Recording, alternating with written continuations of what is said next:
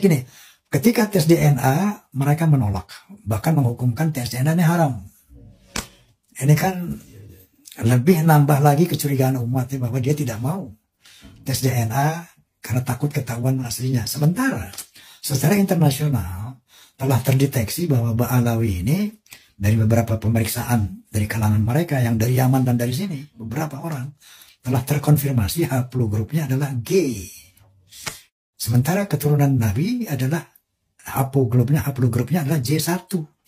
Ini nih diskursus yang internasional loh. Bukan diskursus nasional gitu. Ini sudah menjadi bahasan dunia dan sudah terkonfirmasi bahwa haplogrup yang namanya Ba'alawi ya, itu G. Dan haplogrup daripada Wali Songo itu J1. Itu sudah terkonfirmasi.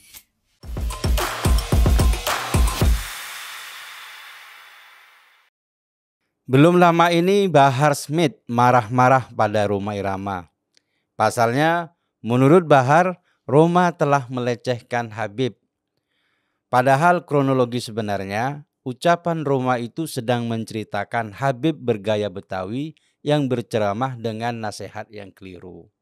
Kata Rhoma, Habib ini berpidato. Saya waktu itu sebagai penceramah kedua. Dia cerita, saya kaget-kaget.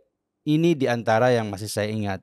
Hei, itu kalau ada anak Habib, walaupun dia mabok-mabokan, walaupun dia penzina, pencuri, penjudi, jangan kata apa-apa. Ini kata Habib Betawi ini. Jangan kata apa-apa. Dia itu keturunan Nabi. Jangan disakiti, jangan diomelin. Biarin aja, dia itu ahli surga. Gitu kan. Akibat ucapan itu, Bahar ngamuk pada Rhoma. Dia meminta Rhoma menjaga mulutnya. Respon Bahar itu tentu kelewatan. Karena poin dari pernyataan Rhoma itu adalah tidak pantas seorang Habib berbicara seperti itu. Semua orang yang berbuat maksiat tentunya berdosa. Tidak ada yang dibeda-bedakan dalam Islam. Bahkan anak Nabi sendiri, Fatimah, jika dia sampai mencuri, Nabi sendiri yang akan memotong tangannya. Rhoma memang sengaja tidak menyebutkan nama Habib yang ngomong ngawur itu.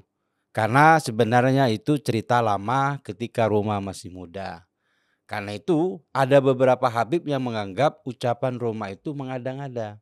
Tapi bayangkan seandainya Rhoma menyebutkan nama Habib ngawur tersebut, bukankah dia akan berurusan dengan hukum? Artinya Rhoma terlalu berani jika mengada-ngada terhadap peristiwa tersebut. Ada banyak saksi mata yang bisa mementahkan ucapannya.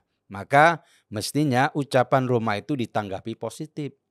Para Habib yang gelisah atas kelakuan Habib ngawur itu mestinya bertanya baik-baik pada Rhoma dan menelusuri siapa Habib ngawur tersebut. Kemudian mereka mendatanginya untuk meluruskan. Dengan begitu bisa disimpulkan orang yang ngaku Habib tapi ngawur itu hanya oknum saja.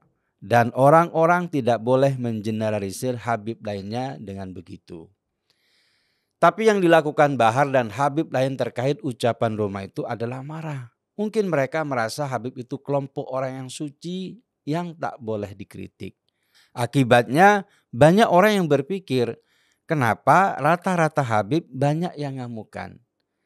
Memang bukan hanya itu saja yang dikatakan Rhoma. Dia juga meragukan keabsahan keturunan Ba'alawi yang tersambung nasabnya pada Nabi Muhammad. Rhoma mengatakan, masalah nasab ini bukan cuma isu nasional, tapi juga masyarakat dunia. Dan mayoritas bilang kalau Ba'alawi itu bukan keturunan Rasulullah. Karena itu, kata Rhoma, perlu dilakukan tes DNA biar bisa dipertanggungjawabkan. Sebenarnya Rhoma juga hanya mengutip pernyataan orang lain. Banyak orang ragu dengan keabsahan nasib Ba'alawi yang dianggap sebagai leluhur para Habib di Indonesia. Habib dari silsilah Ba'alawi itu dianggap terputus dan tidak jelas. Salah satu yang melakukan penelitian itu adalah Ki Haji Imaduddin Al-Bantani. Dia menelusuri 9 kitab klasik yang membahas tentang nasab dan menyimpulkan bahwa nama Alawi bin Ubaidillah tidak tercantum dalam kitab-kitab klasik yang membahas silsilah ini. Tapi yang sedang ramai dibantah oleh beberapa Habib adalah pernyataan Rhoma tentang Habib ngawur tadi.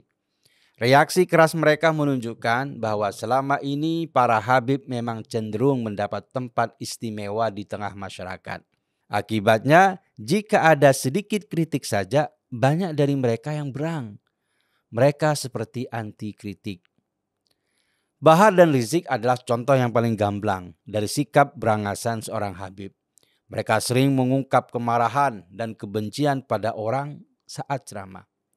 Bahar bahkan sampai mendatangi orang yang memberikan komentar negatif di medsos. Sampai-sampai orang itu meminta maaf. Yang juga disayangkan adalah respon polisi saat menghadapi orang seperti Bahar itu. Seolah-olah Bahar diistimewakan dan diberi jalan lapang untuk berbuat onar. Mestinya aksi Bahar itu dicegah sejak dini. Jangan sampai dia menyalahgunakan sebutan Habib untuk menakut-nakuti orang lain. Sebutan Habib sejatinya ditujukan untuk keturunan Nabi yang dituakan di antara keturunan Nabi yang lain. Tapi kemudian pengertian ini bergeser. Habib menjadi sebutan umum bagi semua orang yang mengaku keturunan Nabi. Habib yang seharusnya adalah perwujudan sosok yang berkarisma, sejuk dan bijak digantikan oleh sosok yang tukang ngamuk dan gemar menebar kebencian. Tapi salah kaprah itu memang bukan murni salah si Habib ngamukan itu. Karena ternyata jamaahnya juga menerima sikap tak ramah Habib tersebut. Mereka memujanya seperti berhala. Menganggapnya porselin licin yang rapuh sehingga harus dijaga mati-matian. Bahkan banyak yang ikut-ikutan menjadi pendukung garis keras dari Habib tersebut.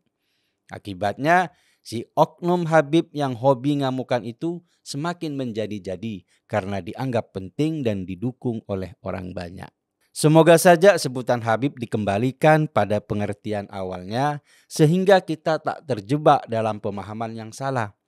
Habib yang berarti orang yang dicintai malah berubah menjadi sosok yang dibenci karena kelakuannya yang norak dan suka ngamukan.